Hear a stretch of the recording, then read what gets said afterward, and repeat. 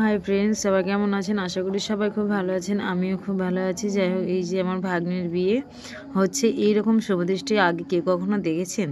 যদি না দেখে থাকেন, প্লিজ আমার প্রোফাইলে ঢুকে এই ভিডিওটি একবার দেখে নেন। আশা করি খুব ভালো লাগবে। এরকম শুভদৃষ্টি কোনোদিনই দেখেননি আপনারা। দেখতে চাইলে আমার এই আইডিতে আসতে হবে। পারবে না কেউ তোমার আমার মাঝে দেওয়াল তুলে দিতে, ভালোবাসা এত কাটে। চাঁদ তারাকে সাথে রেখে দিয়েছি তোমায় মন, জনম জনম তোমার সাথে। পারবে না